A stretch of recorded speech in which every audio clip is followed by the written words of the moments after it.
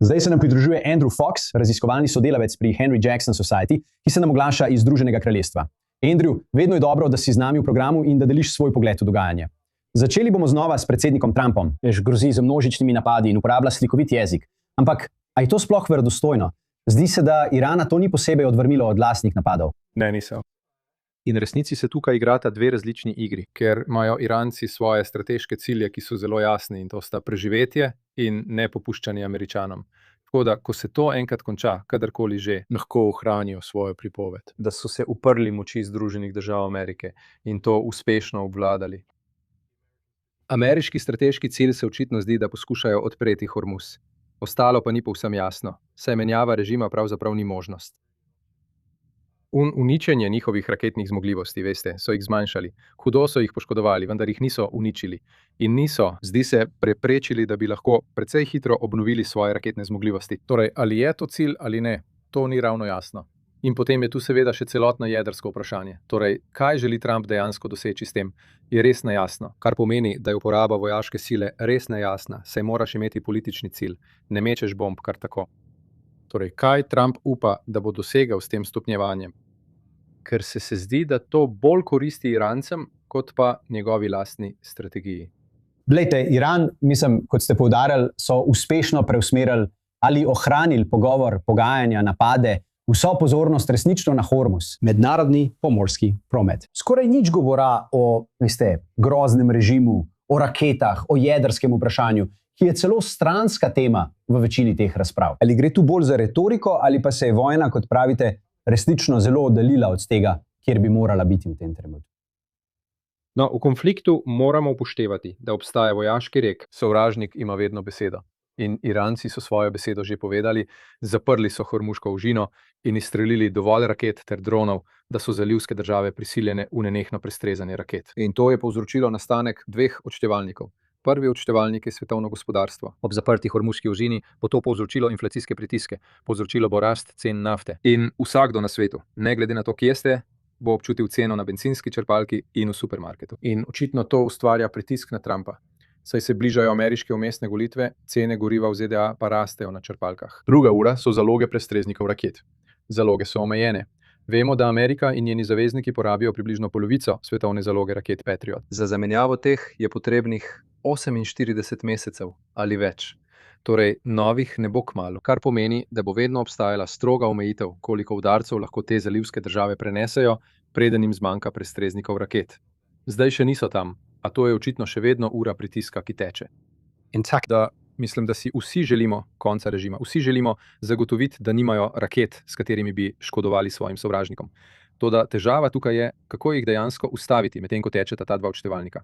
Sovražnik je svojo potezo odigral zelo učinkovito. In to je povzročilo ogromen pritisk na Trumpa. Zato mislim, da vidimo tovrstno strateško omahovanje in iskanje izhodne strategije. Poglejte, preusmeril bom pozornost na proxy skupine. Jasno je, da z vsemi iranskimi proxy skupinami ostaja še veliko nerazčiščenega. Ampak imate iraško vlado, ki je sinoči povedala, da so bili napadi na te sile ljudske mobilizacije podprti ali pa so jih podpirali Iran.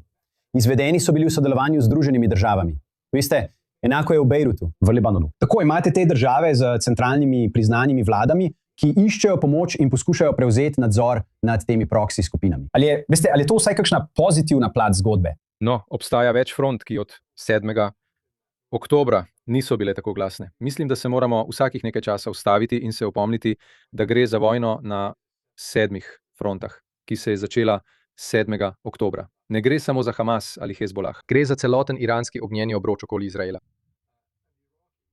In iraška fronta, PMF, je bila skozi celotno vojno precej tiha, predvsem zato, ker so globoko vpeti v iraško državo, na način, kot Hezbolah ni v Libanonu. To je šiitska sila. Irak je večinsko šiitski in ima že desetletja izkušenj in prakse, še posebej proti organizacijam, kot so bili Britanci na jugu Iraka. In so ključni za delovanje iraške države v tem trenutku, kar pomeni, da je ločevanje enega od drugega izjemno težko. Torej, ko iraška vlada tukaj prosi za pomoč, gre za nekaj zavajanja, saj prosijo za pomoč proti elementom lastnega državnega aparata, kar naredi to posebno fronto nekoliko bolj zapleteno kot nekatere druge. Kakšno je vaše mnenje o očitnem trenutku izraelskega odvračanja? Drznem si ta izraz uporabiti. Bolj strateško. Veste, ali je to tisto, kar se dogaja? Nočem, da bi zvenelo, kot da to namigujem, ampak mnogi trdijo, da ima Iran strateški interes napasti Izrael prav zdaj in nas ponovno potegniti v boj. Kakšno je vaše mnenje o trenutnem izraelskem položaju? Kolikor je nenavadno in nadrealistično, da tukaj sedimo v tišini? Ja, zanimivo je, ne? Mislim, da tukaj igra več dejavnikov. Prej sem govoril o tem, kako so bile iranske zaloge raket zmanjšane. In mislim, da je izraelsko vojno letalstvo opravilo zelo dobro delo, še posebej v obdobju največje intenzivnosti te vojne, pri zmanjševanju zalog raket daljšega dosega. Kar pomeni, da je za Irance finančno veliko bolj smiselno uporabljati rakete krajšega dosega in njihove drone proti zalivskim državam kot proti Izraelu, ker vedo, da ima Izrael zelo trden sistem protiraketne obrambe. Vedo, da je izstreljevanje teh zdaj že precej redkih raket na Izrael verjetno izguba časa. To zmanjševanje zalog prestreznikov lahko nadaljujejo tako, da streljajo na zalivske države. Torej, Iranci skušajo doseči strateški učinek. In to, kar poskušajo narediti, je izčrpati zaloge prestreznikov, držati zalivske države pod pritiskom in jih siliti, da pritiskajo na Washington, naj najde dogovor. In to bo za Iran prineslo boljši izid, kot če bi na kakršenkoli način streljali na Tel Aviv. Zgrešili ali bili ponovno prestreženi in nato ponovno pritegnili Izraelce, da bi jih bombardirali do onemoglosti, kot bi Trump morda nepremišljeno rekel. Torej, veste, mislim, da je to tukaj logika. Iranski režim je nor. So verski ekstremisti, vendar so tudi neverjetno racionalni akteri znotraj svojega lastnega okvira razmišljanja. Tako bodo delovali v smeri strateškega cilja, prav tako kot vsi ostali tukaj. In mislim, da to vodijo precej premeteno.